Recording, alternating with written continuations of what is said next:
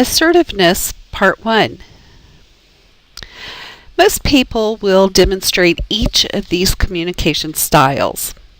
So, what comes to mind when you think of a non-assertive or passive or aggressive behavior? Most people have to make a conscious effort to develop consistent assertive behaviors. The nurse who communicates assertively can help minimize conflict and reduce stress, which can lead to more positive outcomes. Non-assertive behavior is indirect and passive and communicates a perception of inferiority. It allows the wants, needs, and rights of others to be more important and creates a lose-win situation. An aggressive communicator will aim to get his or her own way and does not allow others a choice. People that behave aggressively try to set up a win-lose situation. They win, the other person loses. Some misconceptions about assertive behavior is that it might be perceived as being pushy, refusing to give ground, an unwillingness to compromise, stubbornness on some issues, inflexibility. But assertiveness is a style of interaction that really is direct, honest, and respectful of self and others. Assertive behavior is active, direct, and honest. It communicates self-respect and respect for others. An assertive communicator views his or her wants, needs, and rights as equal to those of other people.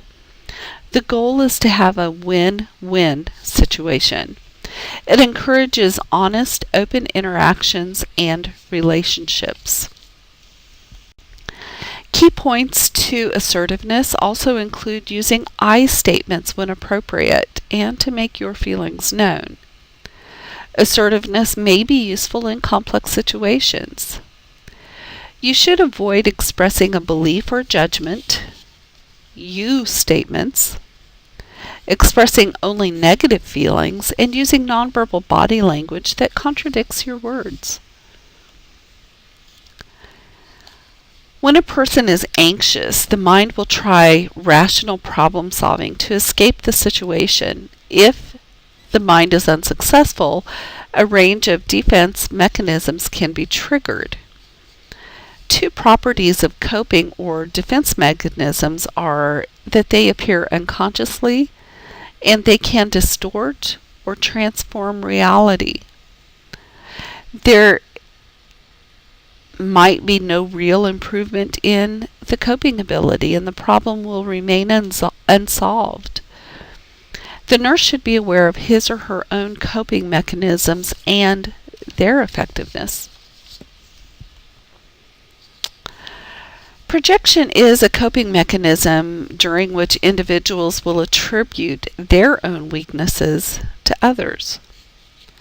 Rationalization is a logical but untrue reason being offered as an excuse for behavior. Denial is where the nurse refuses to recognize the existence and significance of the patient's personal concerns. Compensation is covering for real or imagined inadequacies by developing what the person views as desirable traits of observation, listening, and reporting. Nurses that are confident and assertive enhance each other's knowledge base and legal responsibility.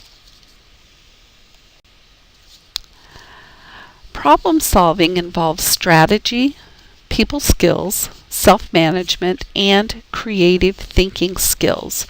The most important step in problem solving is defining the problem.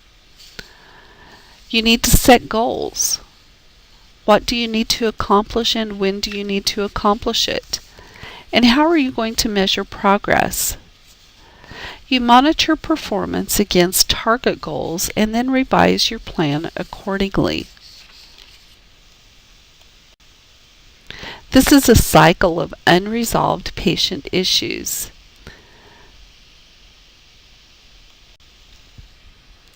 The nurse is accountable for his or her own behavior and the responses to others' behaviors.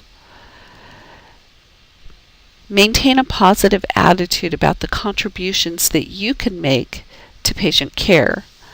When problem solving, always keep in mind the effects on the patient. So the steps to problem solving. You need to define the problem and make sure that you know what the real problem is.